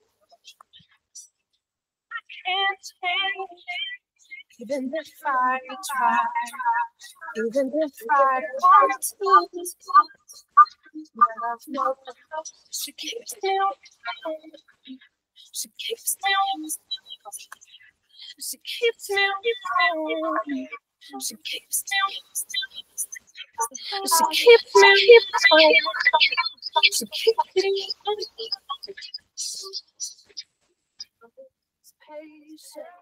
My heart doesn't love has no age limit. We are neighbors and best friends. We all have different religions, but we have universal love as well. Love is love. Our family is no less than any other family.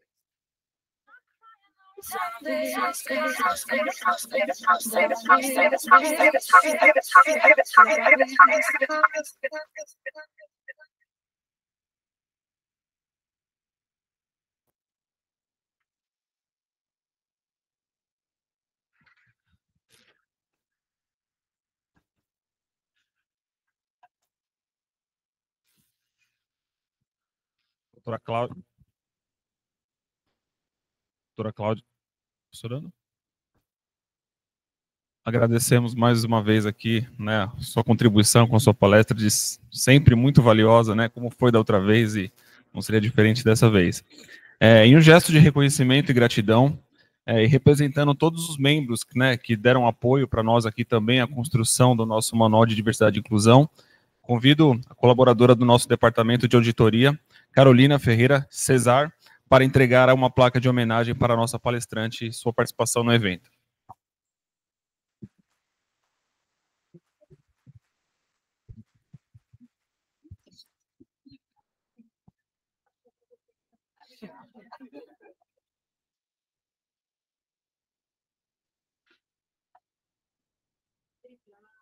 Gente, olha que lindo, gente, chiquérrimo, obrigada.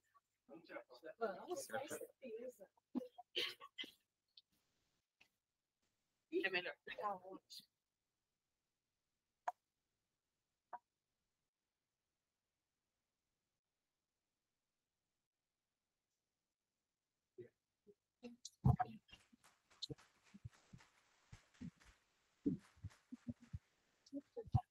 Obrigada mais uma vez. Obrigada, parabéns. Gente, a gente está com o tempinho um pouco estourado, a gente precisa fazer o sorteio ainda. Eu vou pedir para aqueles que tenham dúvidas, algum tipo de questionamento que queira fazer, passa para a gente depois pelo e-mail do compliance que a gente alinha com os dois palestrantes, tá bom? Pode ser, gente?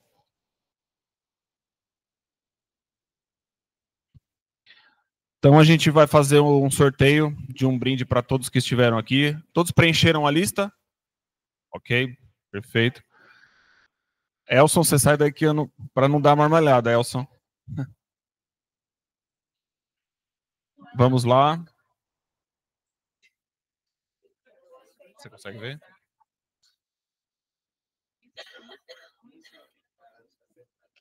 Pode começar? O carro é só amanhã, gente, não é? Sempre joga.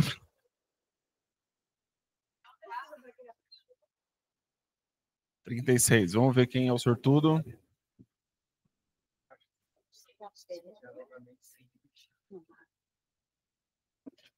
De que unidade que é? Robélia? Robélia Moraes? De compra? De que? Compras.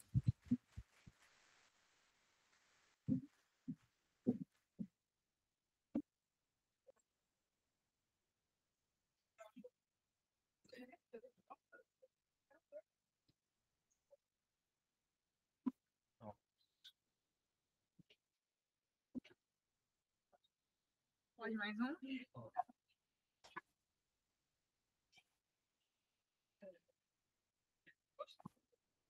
Próximo número.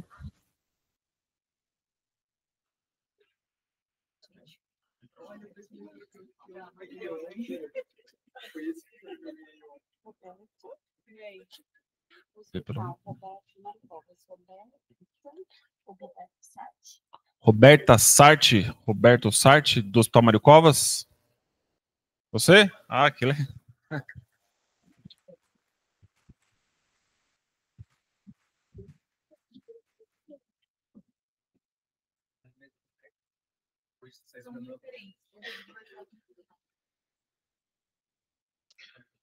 E o último brinde de hoje.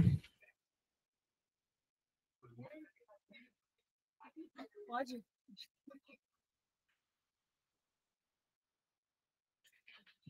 A gente não pode falhar, senão a auditoria aqui depois pega a gente, viu, gente? 27, só. Número baixo mesmo, hein?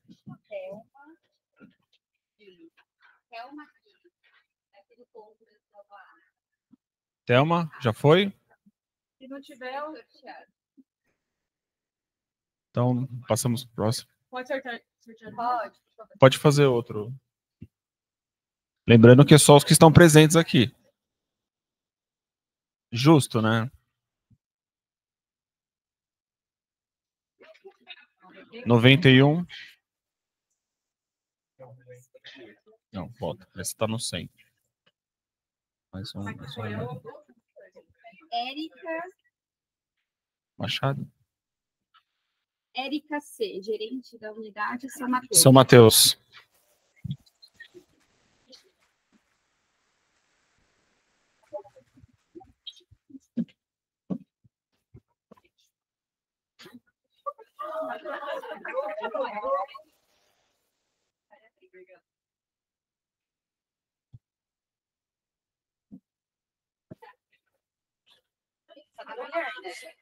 Perfeito.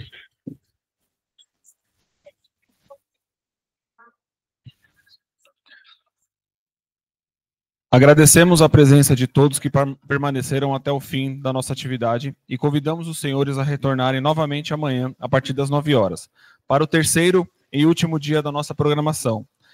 Nossos 2 palestrantes convidados abordarão os temas relações interpessoais e integridade, o valor do compliance no ambiente corporativo e na gestão de pessoas e a importância das ferramentas de compliance na prevenção de riscos e gestão de conflitos. Uma boa tarde a todos, muito obrigado pela presença e até amanhã.